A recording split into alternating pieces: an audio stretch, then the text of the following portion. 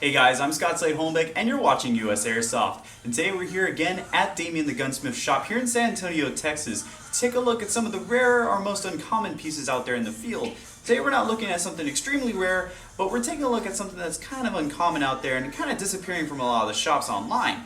Well, you can find it here, and that would be the WE Long Barrel M9. Now I actually own the Cutlass version of this, but this is a little bit different. So let's go ahead and take it on the table back there and show y'all just what makes this a little bit special, shall we?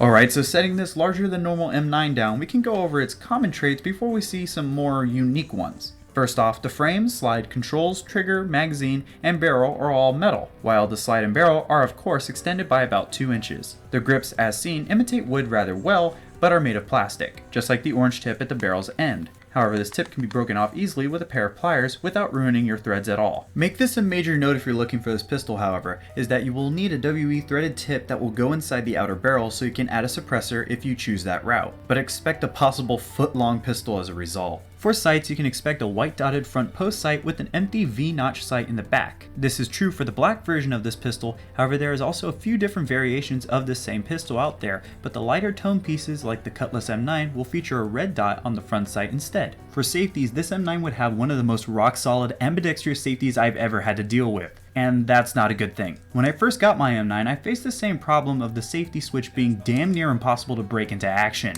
I ultimately used the corner of a table to break it free, but after that it switched into place firmly without any worry of it moving by mistake. It's a good functional safety, that is after you engage it for the first time. Although it is neat that the safety can be activated even if the pistol is not primed or if the hammer is back. Just switch to safety on whenever you like. For your ammo supplier, a 28 round double stack magazine should come for you, but if that's not manly enough for you, you can find 50 round magazines sprinkled about on the web. Just try your favorite shop, you'll probably find a few. I've also seen that WE has released CO2 magazines for the M9, but I'm not familiar with them at all as I've never even seen one. Now, as I couldn't fire this pistol but have owned one for quite a while now, I would say that the purpose of the longer barrel would be the added range that you get out of it. I still remember getting clean hits with a .28 gram BB from 100 feet away, shooting at about 420 feet per second. It was a bit of a hard hitter, but the range was awesome for a WE, but the overly unnecessary painful effects I had on others would be the reason why I retired it. I don't need high FPS to snag some kills. But hey, let's move on to the breakdown of this pistol, which begins by pushing this button into the body and turning the takedown lever downward. After this, you can easily slide the two halves apart and do your cleaning or maintenance if needed.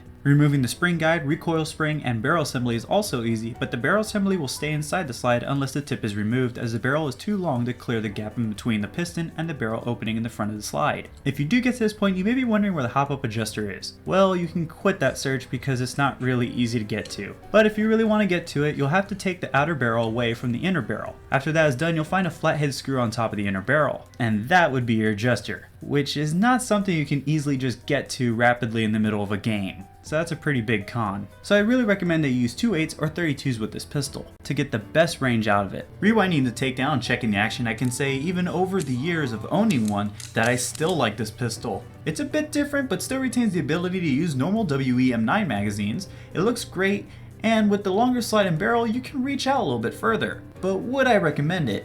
I would say yes, but that's only if you play normally in field games, as this is not CQB legal at all. However, it's still a fun gun to shoot even if you don't plan on taking it into a game, as with the longer slide and recoil spring, you get a little bit more kick. Also, there's so many different versions of the same pistol, so you can get one that really fits your style or swap parts between them. I'll add links to where you can get one of these for yourself and the contact information if you wish to get this one on your screen for $120. I'm also going to add some old video links to Jarek 4 and Airsoft GI so you can get a really good overview of the Cutlass M9 and the more normal long M9. Anyways guys, I hope you enjoyed this video. Be sure to leave any questions you may have in the comments so I can answer them. But until the next video, I'll be sure, like always, to see you all next time.